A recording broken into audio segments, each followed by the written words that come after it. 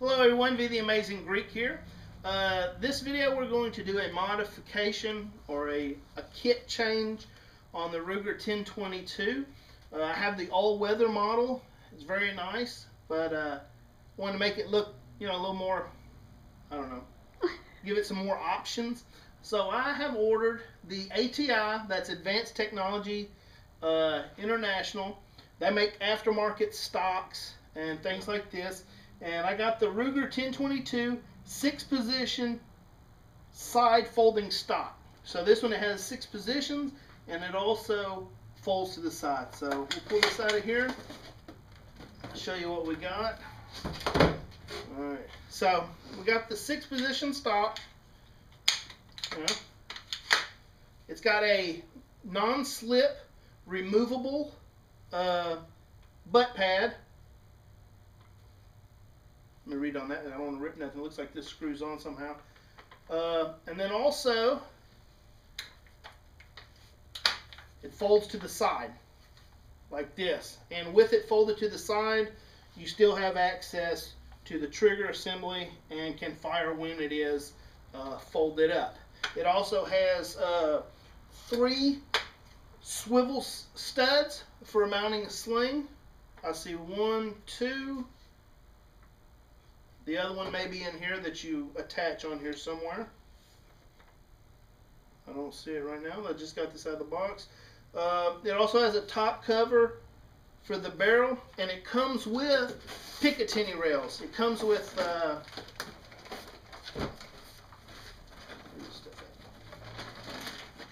two 2-inch Picatinny rails, like you can put here.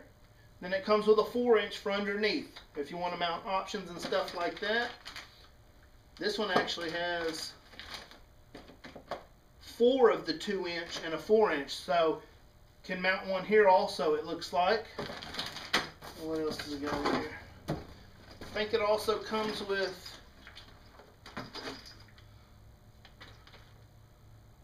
what is this? A drop tube adapter. Okay, it says to help utilize the iron sights on some models and also help reduce the recoil effect. Okay, I have to read up on that. I didn't know that came with it. And then we got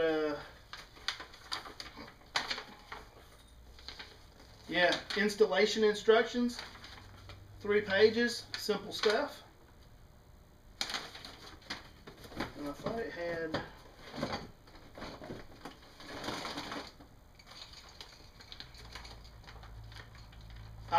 that's right. It comes with the I forgot, on the stock here, it also comes with an adjustable cheek rest, so you can adjust the cheek rest. I forgot that it came with that.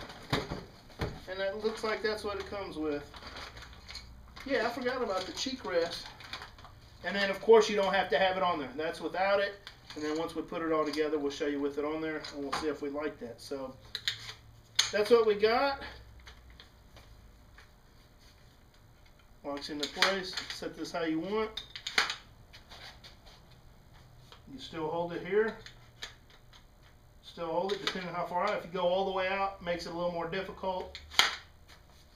And that's like that. So we're going to take the Ruger. Here's your before shot. Okay. And then we're going to put it into this. And as we go along, we will show you what we're doing. So stay tuned for the fun.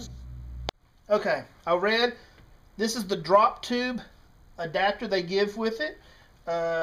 It's supposed to help with the recoil and stuff. So here's how you install it.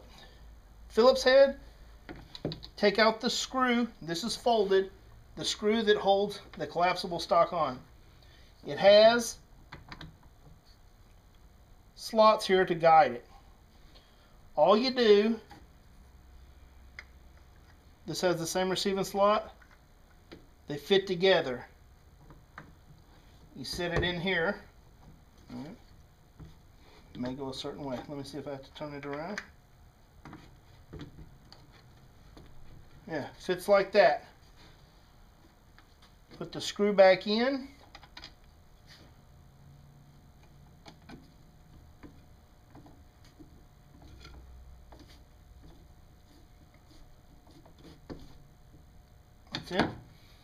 Now, there's a hole right here. Right now we have this held together with that screw. Push this down. See?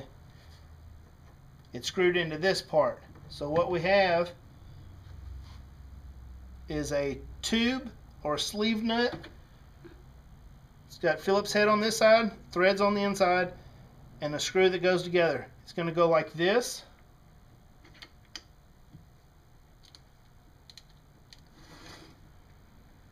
I don't want to cross thread this. Let me get it started. There we go. Alright, don't fall down.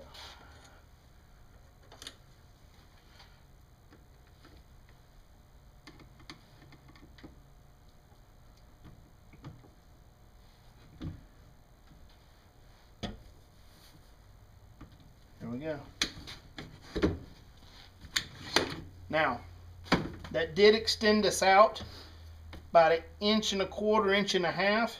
But if it's going to help with recoil, which again is nothing on this gun, this weapon, then we'll do it. So that's how easy that was to install. And then we'll move on to the next step. Alright, now we're going to take the trigger, the action, the bolt, and the barrel all out of the stock. All you gotta do, your band, your barrel band right here, just has to be loosened. Slides right off. Flathead here and here.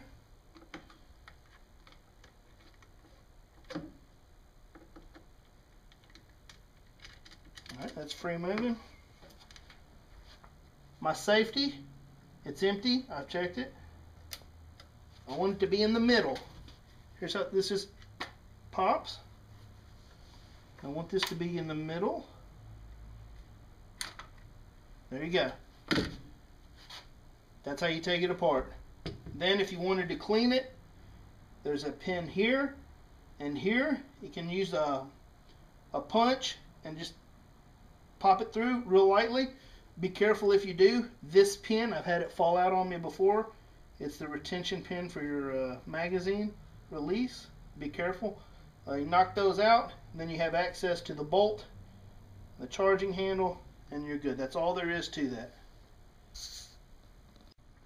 Alright, before you can put your weapon in here, you have to decide what options you want on the bottom mounting of this Picatinny rail thing.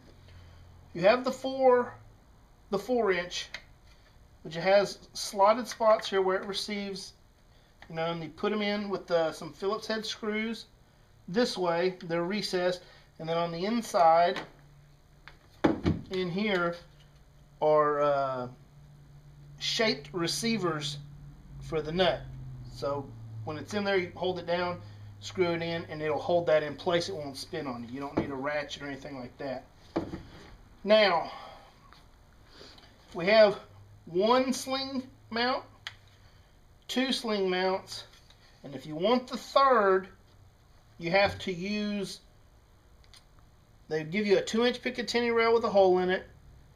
Your swivel mount goes here. There's again a shaped receiver slot, and you mount it there.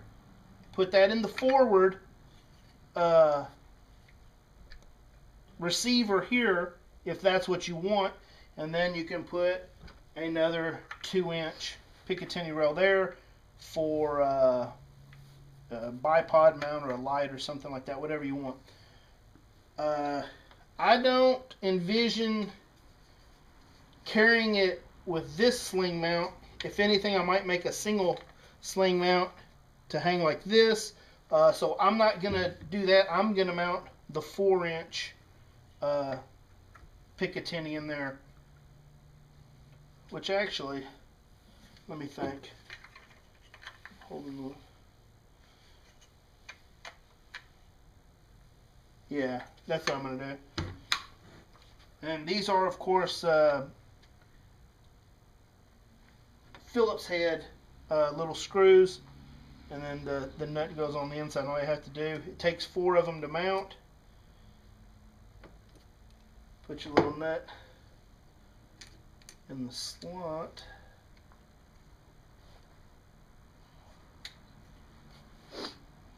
Might need a needle nose to line this up.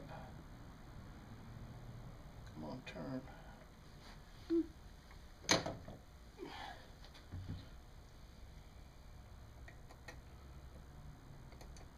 There we go. Falls right in there. Alright, and I'll hold that with my finger. Get this screw right here. Get it started. Where's my screwdriver?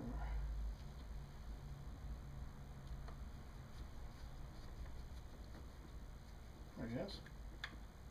Like that. And then I will continue on and do the other three. I just wanted to make note, after I put the first screw in, as I put the other three, I was using blue Loctite. This is the kind that's adjustable, not the red. That's pretty much permanent. It takes a lot of heat to break that down. And so what I did was I put a little bit on the threads. This is like a lipstick dispenser. You can twist the bottom and more comes out. This is a Loctite Quick Stick 248. It's the adjustable kind. I put a little bit on the threads, and then I tighten down this stuff. That way, if later I want to take off the Picatinny rail, I can.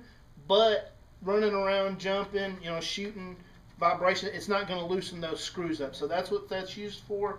It's a good product. I like it.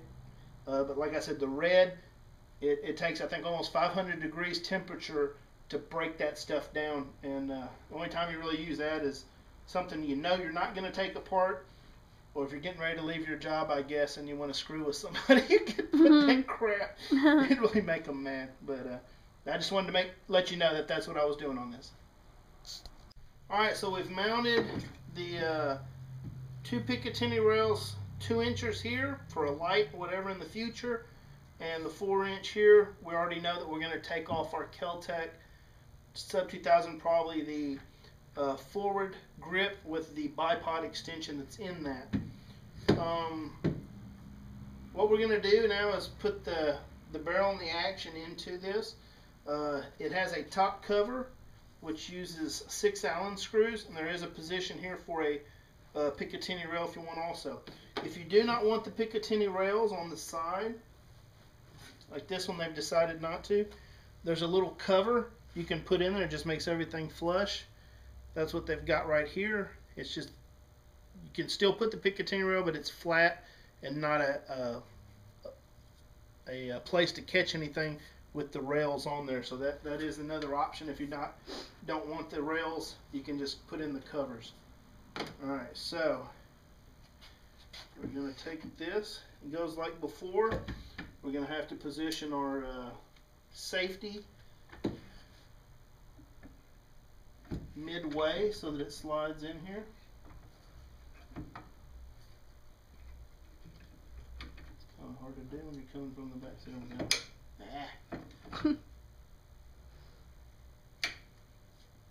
That's the hardest part, is getting this to stay. It's not designed to stay on one side or the other.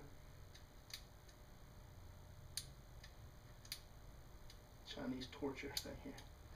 Alright, so try to push it over.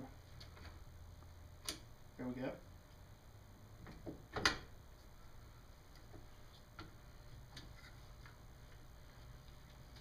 Right there. And where is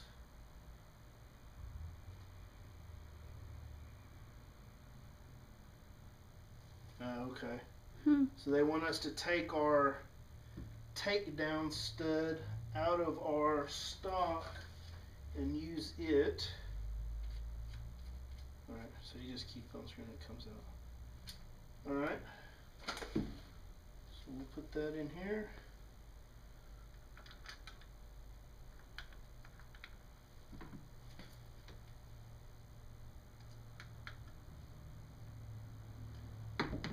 Make sure I'm lined up here.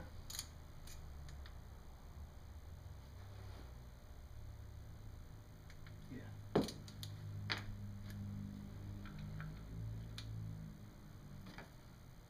Now you make sure you don't want to cross thread this. If it's tight starting out, you're like, hey, it's awful tight, then that's not right. It should go in easy until you get ready to get it snug. All right, there we go. That's all it takes to put that in there. Okay. That part's done. Then we're going to put, they have a slot here, cut out square, so that you can still flip your metal sights up. So that's awful nice. Now, you have 4 short Allens. Those will go in the top here, and the 2 longer ones go in the back. And then, of course, they provide you with a little Allen wrench if you don't have a lot of tools laying around the house. So we are now going to put a little Loctite and put all this together, and then we'll show you what it looks like when it's all screwed together. Alright, one thing we noticed after we put it together, we haven't put the cheek rest yet. We had it on here, and when we put our drop tube adapter, our stock was angled up. And then when we grabbed and we went to look down the sights, see, you can flow them up and down here. They left that space for you. That's nice. When we were coming up, we could not even get our eye low enough to use the sights. So make sure when you put this on, it's angling down. I don't know if that's the name of drop the tube. It's an adapter, drop tube adapter. So that might be what that's called that for. But just so you don't have like us and have to take it apart again. And then the next thing we'll do is we will put the cheek guard and see if we want that on there or not. And we'll show you how to do that. Okay, to install the cheek rest, you have to pull this portion off the tube. And it took me a minute to figure out how to do this. It says to pull down the latch lever and remove the buttstock from the duct tape. So my thinking was you pull like this, it won't come off. Here's what you have to do. Push this down, then push up this, and then pull some more, and it makes the pin come all the way out, and you can clear this right here, and that way you can get it off. So I wanted to show you that because it took me a couple minutes. I don't want to break it, and you don't need to fight with it. So push it like this, then pull like that, and it'll slide right off. And the same thing for installation. Okay, so we have the buttstock here. You have these little nuts that drop down into these little receiver slots, and those are where you're going to attach this piece. They'll line up with the lower holes here. Right now we are getting ready to attach this holder onto the buttstock. Now when you do this, you want to make sure that you don't let those screws or the nuts that are in there fall out. So you want to be careful not to be tilting it over and stuff too much. The screws that will mount this receiver plate to the buttstock, they're like machine screws. They don't have a point to them, but they do have the teeth to dig in to the plastic. So no Loctite will be needed there. They have holes that are ready to receive, and then it'll cut its own threads in there. So we're going to install those 2 pieces on, and then we'll show you when we put this part on. Okay, so we've mounted our self-threading screws, mounted these receiver slots. Now we're going to put the cheek rest. The cutout goes towards the back. This comes over here. And then all you do, take the, I think they're 632s they said, mount them on here. This is adjustable position. I'm not sure exactly where I'll need it to be, so I'm not going to tighten these down all the way. There's 4 of them, 2 on each side. And then it also comes with an adhesive cushion that goes on top of this that you can put on. I was just waiting until I got everything installed before I stick that on, because I don't want to mar it up if I'm laying this down somewhere or have some tool slippage. There we go.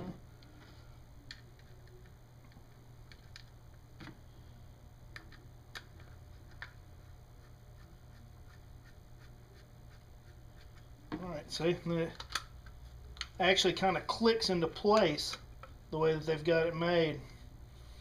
And then we'll find where we need ours to be. See, it has the grooved ridges here on those receiver slots, and that's what's helping it click into position. So when you tighten these screws down, it's going to stay there because it's got a kind of a pattern like this where they click, and it's not just going to slip. You don't have to worry about that. So we're going to put this back on.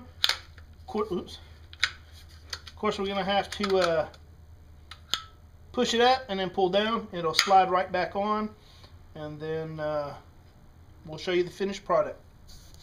Okay, the little pad that's going to be stuck on it came with an alcohol swab. It doesn't say in the paper, but I'm assuming that's to make sure. Wow, that is really nothing. So we're going to clean this off, make sure there's nothing on here.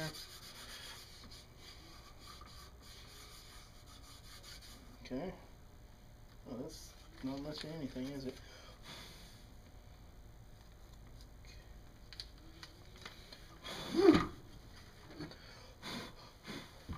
It smells like somebody's about to get a needle.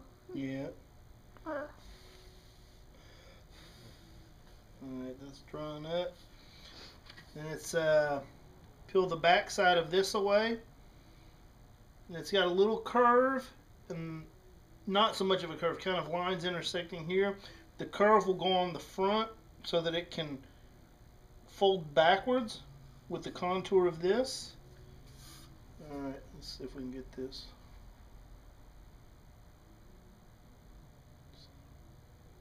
I'm trying to peel this shit off.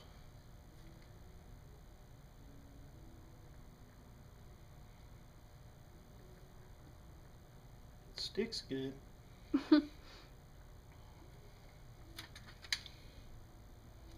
Center this.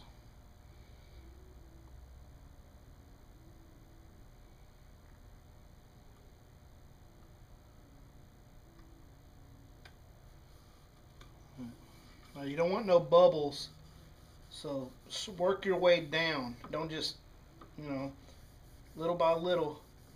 That way you don't get bubbles in it like you would like window 10 or something like that.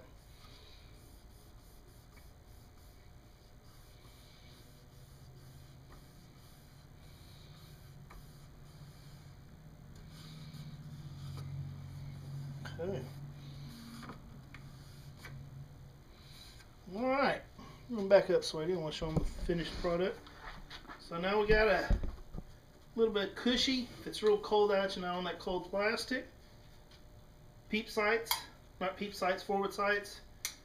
Rear sights. Can be up or down. They've got the slot for that. We have our Picatinny rails. Adjustable stock. With the cheek rest, which is adjustable. Right now we've got it set on the highest setting. Then of course, folding stock, which you can fire like that. You have plenty of finger clearance.